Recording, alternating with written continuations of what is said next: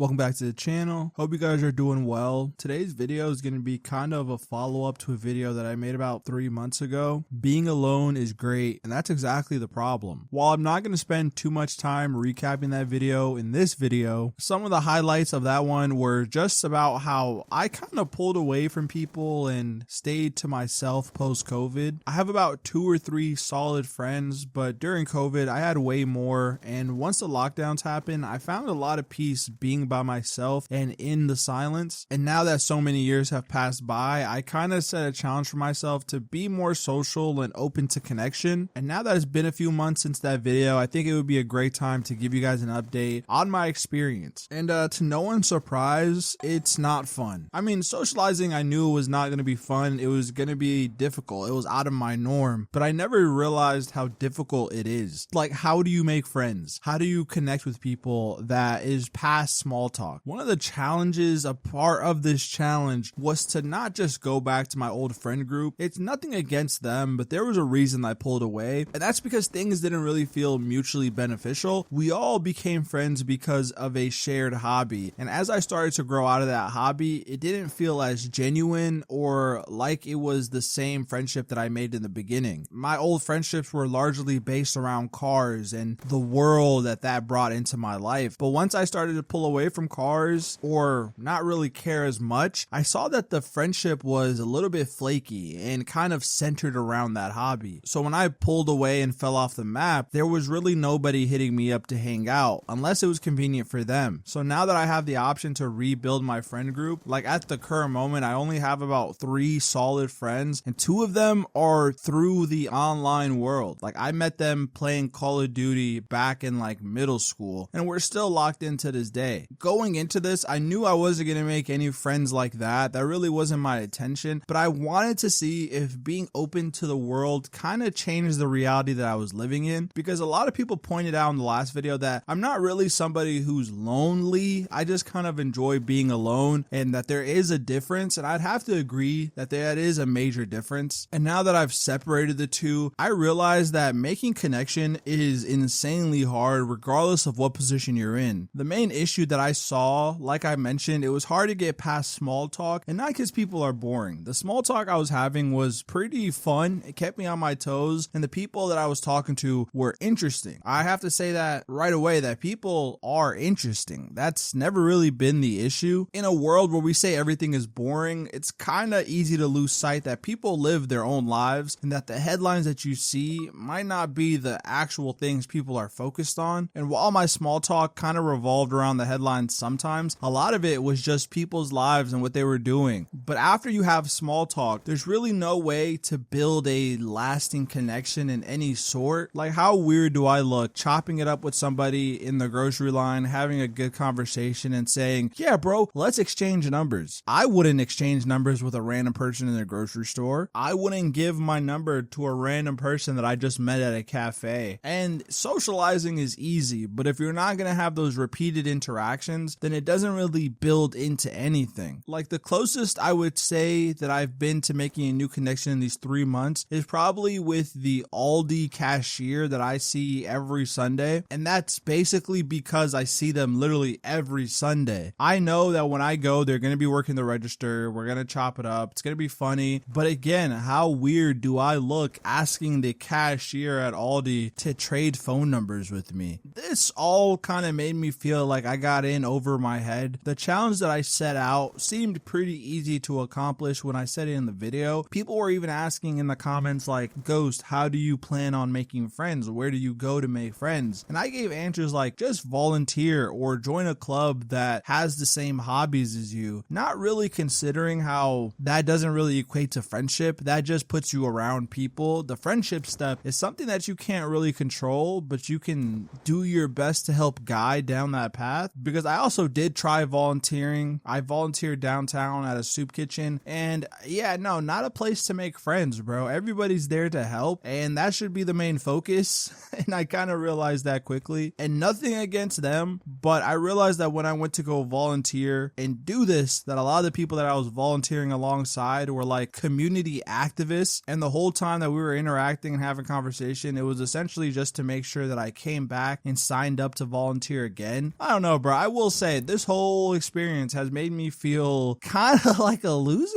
I've never had to attempt to make friends in my life. Obviously, I've had first conversations, I've met new people, but those friendships, especially the ones during school times, felt pretty easy. You were put in the same class with somebody, or you rode the same bus, or you had the same lunch. The opportunity for connections to be made was very possible. But like once you become an adult, bro, where do you go? Because aside from volunteering, there are no clubs that I would even show up to in my area. For the most part, I don't really go to car meets anymore. There's not even many around. After COVID, a lot of them got shut down because of the takeover scene. And if you're not familiar with what a takeover is, it's when a whole bunch of people with cars take over the city, start drifting in the street, shutting down highways. It was a crazy time during COVID, but a lot of that really destroyed the car scene. It made the police in the area a lot more active and scrutinized car owners a lot more. That was partially one of the reasons that I decided to pull away from the car scene, and now it's pretty much non-existent. So I looked for other clubs to join and maybe meet people, and I realized that most of the clubs in my area are just not my cup of tea. No diss to the people who like this game, but a lot of them were just like Dungeons and Dragons clubs, which I guess are making a resurgence because there had to be at least 15 different clubs that focus just on Dungeons and Dragons. Like you had D&D and dating, drunk D&D, any variant of Dungeons and Dragons and the ways you could play it. There was probably a club for that in this area. Something that I didn't try, but now that I'm kind of seeing might be my best option is joining some type of sport. It just sounds so crazy to join an adult sports league, but that's how everything sounds when you're making friends. Like, how do people do this? I'll just never really get over that because the playbook is just non-existent, especially in a world where everyone is pretty to themselves. You feel like a dickhead interrupting people's peace just to say hi and spark a conversation. Just because I want to be this social butterfly all of a sudden doesn't mean anybody else around me does, and they most likely don't, given the world that we live in today. You see a lot of videos of people saying that there's male loneliness or that they have no friends, but then you kind of go outside, put your head up and pay attention to the world around you and realize that nobody's open to the effort that it takes to make friends or move out of that isolation. And I'm not trying to say this from like a holier than thou standpoint, because I was there. I was the person looking down when I walked. I was the person with the earphones in my ear blocking out any possible conversation. But now that I've took the earphones out, picked my head up and tried to walk with a smile to invite people and kind of give the perception that I'm friendly, that I'm not trying to like block them out in any way. It's a two-way street, bro. They're blocking you out just as much as you're blocking them out. So don't feel bad or like you're being selfish, because people absolutely do not care. When I go outside, I kind of people watch. So I look at the world around me and just kind of observe things. I'm not staring at people or hawking them down, but something that you notice very quickly is that everybody has earphones in and you're not sure whether they're listening to music or not. So that's a large amount of people that you just can't even talk to at all because they're preoccupied. On top of that, people are just so anxious. People are worried about so many things that the last thing they could care about is just talking to a random dude wasting their time. And I think that's how they view connection. It's never really been how I viewed it. I just kind of unconsciously pulled away from the world and got lost in my own world. But in a world taken over by hustle culture and the idea that you have to be productive or you're wasting time, the most unproductive thing you could do, it seems like, is just talk and connect and be human for a second. It seems like people are moving a mile a minute and the abilities that separate us from regular animals are just being neglected because they don't really make you any money. We are humans because we can build community and connect like other animals can't. We're very intelligent, and maybe that's to our detriment, because if you get too smart, you kind of feel like talking to people and practicing your skills in socializing are a waste. But how are we all going to connect if nobody wants to have those awkward conversations? Maybe that's a cope, but seeing how lonely everybody claims to be, somebody's got to do the conversation. I see a lot of people betting on on the outside world saying that, bro, the internet is gonna die, bro. You gotta get back out in the real world. And I really hope that's a true sentiment and maybe something that does come true, which I never thought I would be on this side of the aisle, actually hoping that the internet becomes outdated in some form and the value in real life is returned. But something's gotta shift, because at this rate, it's not gonna work out. Like, everybody can't share the same newsfeed as a chud and then continue to be social, creative creatures. I think humanity as a whole is becoming more isolated, maybe because of the news that we're digesting or the lack of a monoculture, as people say. But whatever it is, I hope that we do shift back to the real world. People are just skating through their day to day, bro. People are not happy. People don't walk around with smiles. People walk around with a blank face. They try to get to where they're going as fast as possible, and anything that gets in their way is seen as a major inconvenience that needs to be met with anger or ignored completely. Out of all the small talk I've had, the amount of times I've been ignored or just met with a kind of fierce reaction is insane, to say the least. Just like talking is the worst punishment you could give them. You're not Playboy Cardi. You're not this nonchalant, antisocial cool kid. We are adults in a grocery store. Like, cut that shit out. I don't know. If you have a friend group, cherish that friend group. Don't let them go, because making new ones is a very tall task, but it's not going to be easy. You're definitely going to have to learn how to deal with rejection. I know this isn't a dating video, but in today's world, making friends feels like it's the dating market, because both are pretty much impossible. Connection has been commodified. You either need to pay an app to find a connection, you have to pay people in general to find connection. Like, one of the craziest things my sister told me is that her friend pays about $300 a month to do a Pilates class, and that she's making friends in that class. And in my head, I'm just like, a $300 friend? You're paying $300 to connect with people that probably would not care about you the second you stop paying for that Pilates class. And then when I thought about that, I just looked at everything around us, and it's pretty much the same. If you're on LinkedIn, you need to pay for LinkedIn Premium to even make any connections. Any club or sport usually comes with some type of dues or fees just to connect with people. Bars and nightclubs, I don't even think I got to go too deep into that. That is just the biggest humiliation ritual that we've ever seen in our lives. What happened to just authentic connection, which is something that, you know, my mom and people that are from the country of origin that I'm from express a lot. Like, back home, you could just have a cup of coffee, and next thing you know, you're sitting around a table until 3 a.m. at night just talking and connecting with people. But that art of human connection feels kind of lost in America, a place that has commodified everything. I mean, you could still go out to your late night bar crawls, but the atmosphere isn't really the same. Unless you have your own group, it's not really fun. It's one thing to go to the movies or a restaurant by yourself. It's a whole nother thing to show up at a bar crawl by yourself. These are activities that you have to do in a two-man at least. The person who made the prediction a while ago that the world is just going to splinter off into smaller groups and more tight-knit communities was right. I kind of just assumed that we had more time to find these communities before it happened, but I'm starting to think that that ship has left the port, and we could go deeper into this topic. I actually talked about this with a person that I've met while running, and they said that a lot of the problems that we're having today is because we live in a childless society, but he was just kind of putting me on to how things move from like a cultural focus on the family to a cultural focus on the individual, and makes things like AI and automation that much more important because you're going to be doing more with less. And I just kind of thought, like, there's no way that this is going to push us more into isolation. There's less connection out there, so we should be hungrier for that. And he said that people are starving for connection. But again, the logistical factors and the things that are needed to do to build those connections are not really seen as worth it. People have been stabbed in the back. People have been double crossed. And I think people have just been through too many experiences to enter the world like a newborn puppy and kind of forget all the things that they've noticed. But man, does that suck to realize. When I entered unemployment and left my job, I never realized that that job was going to be the easiest way for me to make friends, because I absolutely hated my coworkers except for one coworker. If you're a real OG of the channel, you remember Mark, but I could never imagine myself hanging out with my coworkers after work. I pretty much hated everything about them, not even trying to be mean, but I remember the amount of gossip, back talk, and backstabbing that people would do to just their fellow coworker that they had to see every day. So to sit here today and think to myself, damn,